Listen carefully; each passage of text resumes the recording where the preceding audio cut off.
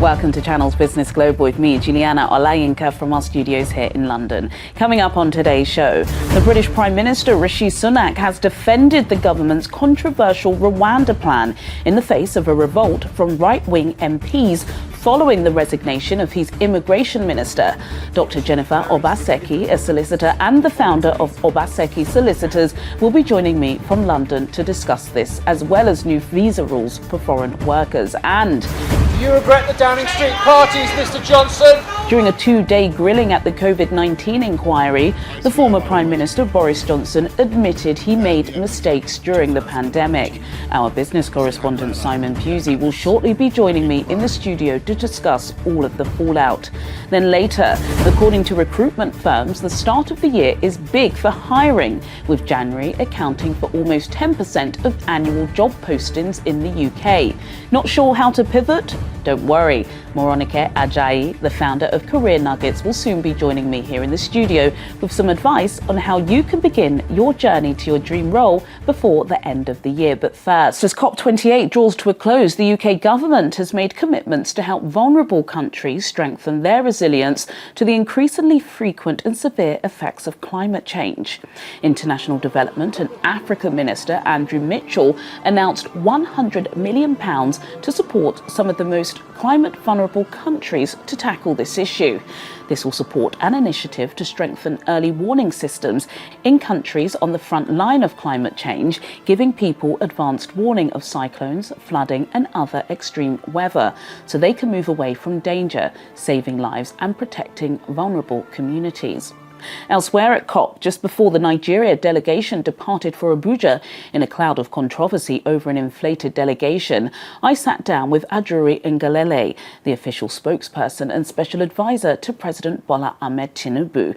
We spoke about some of the highlights of the trip. I think one of the major aspects of what's been accomplished at COP28, of course, was the signing of the accelerated performance agreement between the federal government of Nigeria and Siemens Energy, which obviously has to do with the end-to-end modernization of Nigeria's electric power transmission grid. This involves the manufacturing of Siemens Energy equipment, substations, power lines, thousands of kilometers of power lines. And they will not only manufacture that, they will deliver it to the country. They will also install it. So there will be no involvement of any kind of middleman contracting, Nigerian contractors and others. It's an exclusive partnership with Siemens government to government. So that's on the one hand. On the other hand, we believe that this is going to allow us within 18 to 24 months to nearly double existing power supply to homes and industries across the country, because right now we have power generation capacity in the country of approximately 12 to 13,000 megawatts, and we have thousands of megawatts being stranded as a result of the poor infrastructure on the transmission grid. Of course, this agreement deals with that, and we're optimistic we'll be able to get available power generated in the country into the businesses and homes of Nigerians. So that's going to be really important within the next 24 months, 2 years, within the first term of this administration. But aside from that, we've been able to seal other agreements with respect to green investments in the country, ensuring that we are playing an active role in the limitation, for example, of methane emissions, which we signed on to today. We are one of the first countries to have a national oil company that signed on to the anti-carbonization efforts of the international petroleum industry community, and so that's something that we're proud of, and we're going to continue to lead the way for Africa with respect to the transition to net zero. Mr. President's been clear on that, and we are seeing massive interest from countries around the world, particularly the rich developed nations, for onward investment in the green economic prospects that Nigeria is now presenting through the new Nigeria carbon market that Mr. President has advanced just today. In other news, Boris Johnson has denied considering a let-it-rip COVID-19 strategy in the autumn of 2020, saying his approach had been to save lives at all ages. During his 2 days of sworn testimony to the UK pandemic inquiry, the former Prime Minister said he had sought to challenge the consensus in meetings where colleagues were discussing the need for lockdown measures. In recent weeks, former top officials have made a succession of damaging claims about Johnson's leadership in evidence to the inquiry, which has also seen a series of inflammatory comments allegedly made by the former Premier. The probe seeks to find out what happened during the coronavirus pandemic and what lessons can be learned.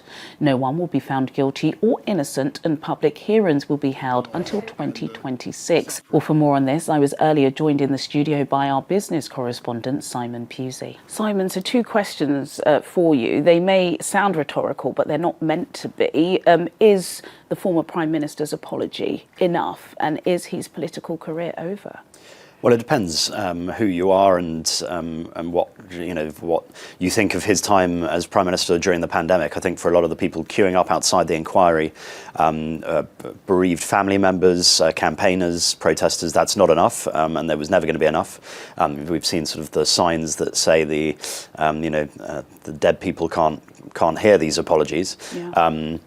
And so I think for a lot of people that it won't be enough, and it's still pretty raw, even though it's a couple of years ago now. The sort of Partygate and Boris's kind of lackadaisical attitude to COVID-19 when it first broke out. But then I think a lot of people will also have sympathy for him, so thinking it's a very tough time, difficult time, and there were no easy answers. Big decisions, right? Exactly. We still don't know really. There's not a big one consensus on what should have happened. Boris Johnson isn't on trial here, but it does sometimes feel like he is. He's kind of trying to defend his record, and he's being attacked from all sides. He has already been attacked by lots of people like Dominic Cummings and people who've come in and sort of blamed him for it. His staff. Yeah, exactly. And this is him trying to set his stall out, his side of things. He said Dominic Cummings' trip to Barnard Castle was a bad moment. He said the idea of mass rule breaking within Downing Street was a million miles away from the truth. Obviously, if you're picking up on the newspaper articles around about that time, you'd think that it was happening all the time, and there was obviously things that they got wrong, but he's saying that largely they were trying Sue Gray investigated, and it showed it was happening all the time. Exactly. Well, it happened a lot, but I think he's trying to say that, you're only seeing one part of the picture there. They're actually working very hard as a unit, and I think you can have sympathy in the fact that no one was doing it well across the world, really. There was no one answer. And, we're seeing now the effects of locking down on things like children's health, mental health, and also sort of, the academic sort of well-being.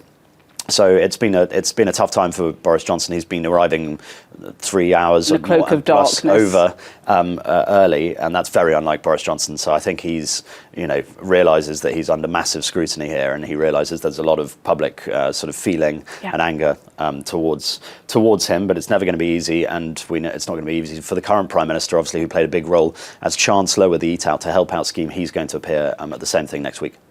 Absolutely. Talking about our current Prime Minister, Rishi Sunak, looking a bit tetchy, a man on the ropes, shocking resignation from an ally, Robert Jenrick, former Immigration Minister. Talk to us about that. Yeah, and I mean, Suella Braverman resigning or being sacked, whichever way you want to see it, I don't think many people were surprised by that, but Robert Jenrick was a big ally of Rishi Sunak, and people are now looking and saying this looks like it's a kind of leadership bid, right? People are getting their houses in order in terms of running for a leadership campaign, because it's not looking great in the polls. The morale is terrible within the Conservative Party.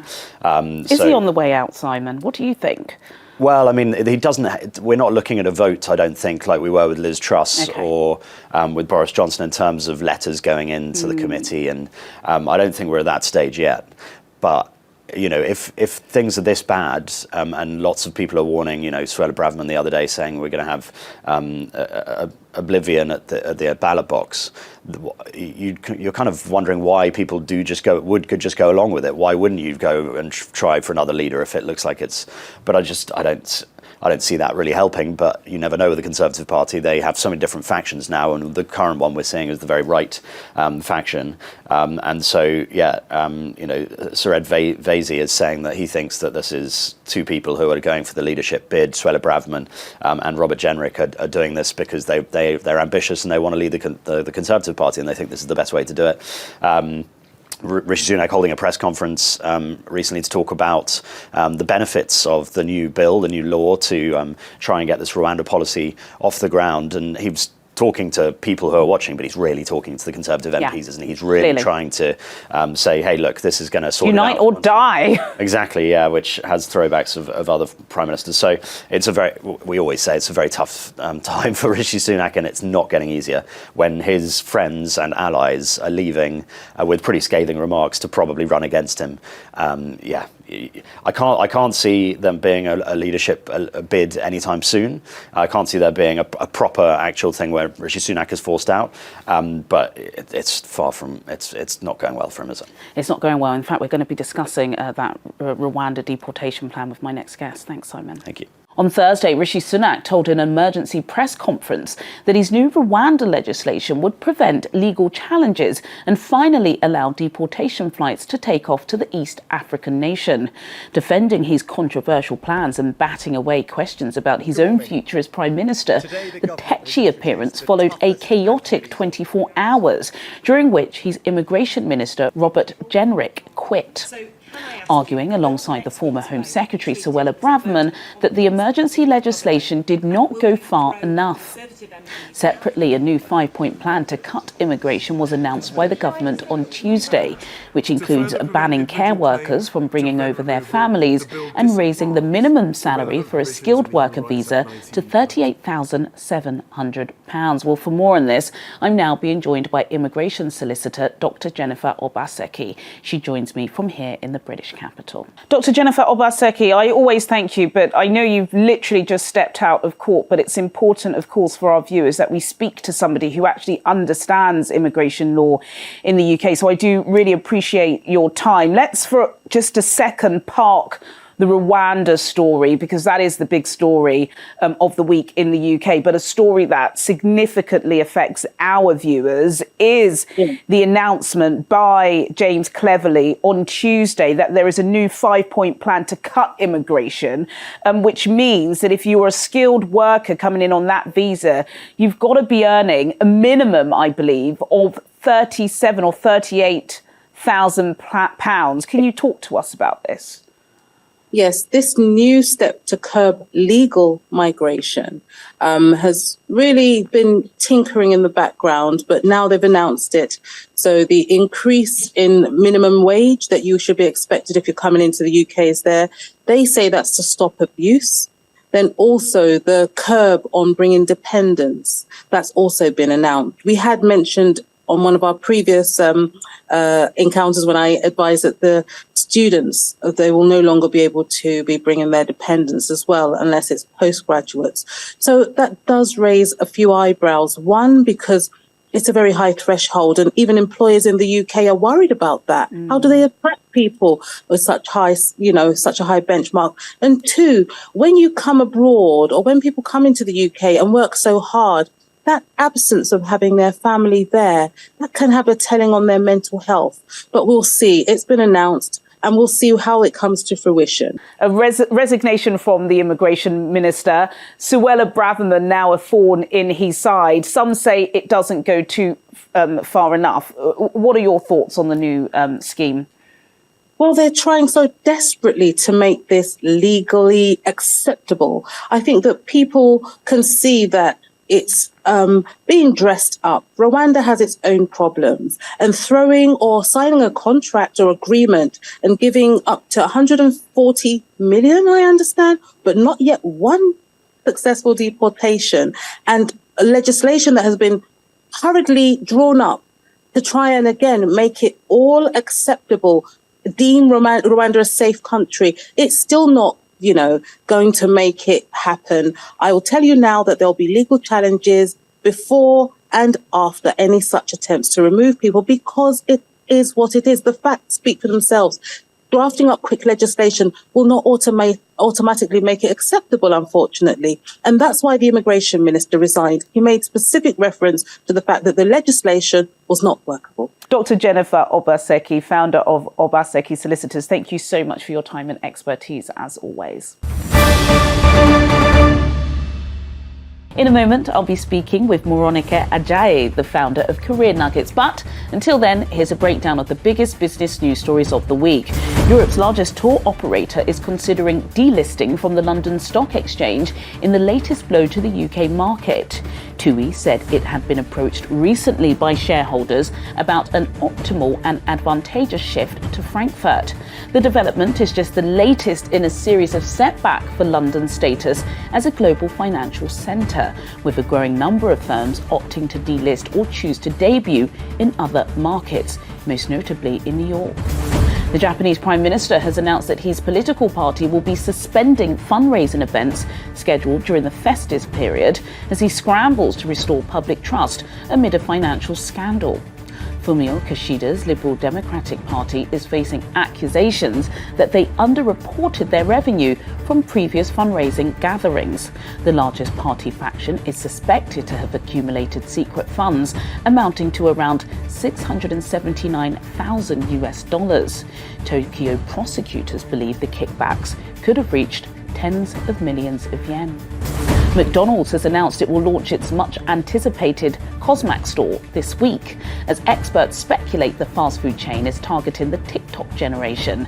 The spin-off brand also appears to be emulating Starbucks by selling a range of colourful slushies, iced teas and coffees.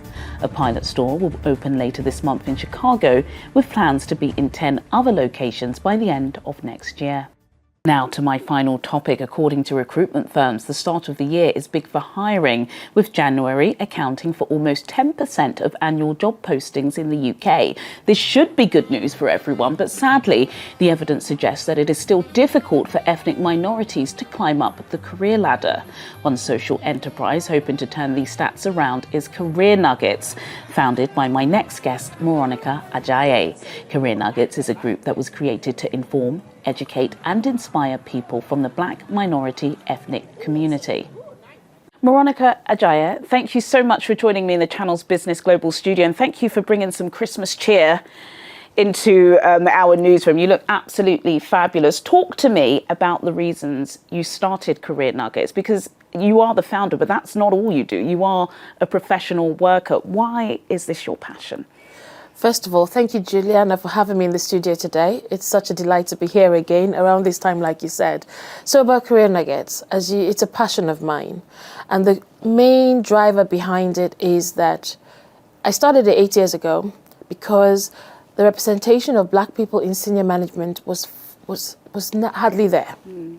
And first of all, I started it off as a TV show because I wanted to raise their awareness.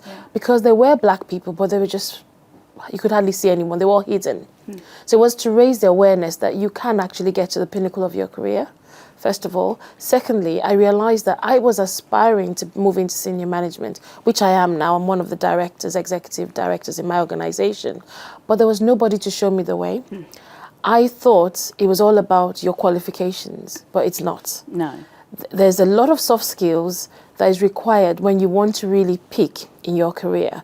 And I was looking for a mentor because I had my MBA, I had my degrees, I had my chartered accountancy, but still I wasn't progressing.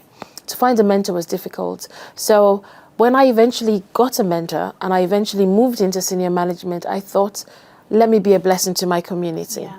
Let me put a career development support hub together that people can reach to, and they can get mentors, they can get inspiration, they can be educated, they can be empowered. So we run loads of things, from events to the academy. We're showing some of those pictures now. You forgot that they can also eat, drink and be merry. Yes, they can, and we wrap the year up with our soiree. Our community and our culture anyway, isn't it? It is, to be merry. It's good for your well-being as well. So Career Nuggets stemmed out of a passion. From my own experience, I've had some challenging experiences in the workplace where I've been made redundant 3 times. How do you bounce back from that? So Career Nugget is a package basically of 40 people's experience, and we're sharing it with people that support the community. Absolutely. Thank you so much for doing that, because I think sometimes it can be difficult for our people back home to understand just how challenging it can be being Black and British and trying to navigate really high profile spaces. So thank you so much for what you're doing. In fact, I think Buckingham Palace has even thanked you for that. We were talking about this time of the year, and clearly it is that time of the year where people, Moronike, look back at some of the goals they were able to achieve or maybe not achieve. But also, as we know with New Year resolutions, they look forward to some of, their ambitions that they now want to kind of crack.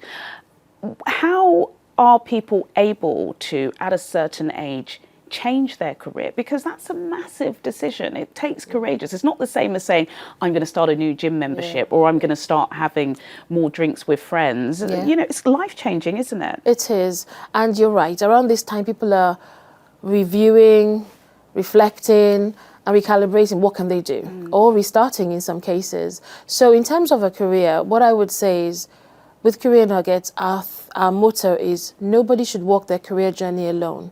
So the first and foremost is to reach out to somebody in an area that you think is where you want to be. Because without you having a clear picture of your destination, you'll just be going anywhere because you don't know where the place you're heading to. You can actually make that change anytime. But you've got to recognize, I always use the seasons. If you're meant to plant a seed in the rainy season and you miss it, and you decide to do it in the dry season, it's going to be hard. It doesn't mean you can't plant that seed. It just means you now need to find where to fetch the water that you need to water that seed. It's a lot more harder. Yeah. But you can still achieve the harvest you want. It's the same thing. If somebody wants to change their career with their age and different things going on, you'll have to work double hard, which means several applications out there, do a gap analysis, understand where you are now, where you want to be, what is the gap, and proactively plug that gap. Yeah. It might be upskilling, it might be sitting with somebody, but most importantly, you need to educate yourself of that destination where you're going. And a mentor who has already toed that line already has that experience. They can guide you. But when you're doing it on your own, there's so many things that go into moving. Yes, you've got your transferable skills, but which industry are you moving into? Yeah. Do you understand it? Do you understand how it operates? Use the word navigate. Every organization and industry has something, a culture that you need to understand and be able to navigate. So yes, it's possible, but you need to put in the work to make it work. Absolutely, it certainly is possible, and we've seen it. We've spoken to so many of your graduates. Yes, and they're not lying. You can see it in their eyes. They're taking the courses seriously. Yes. They're so happy for the support that they've had from you. We were talking in the first part of the show about new immigration rules. Of course, the big story is Rwanda, but there are some hidden stories. The fact that the new Home Secretary,